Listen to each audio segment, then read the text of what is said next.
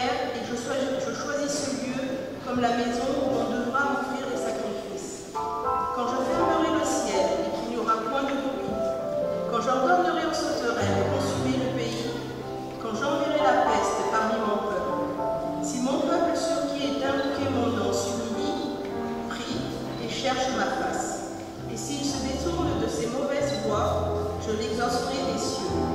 Je lui pardonnerai son péché et je guérirai son pays.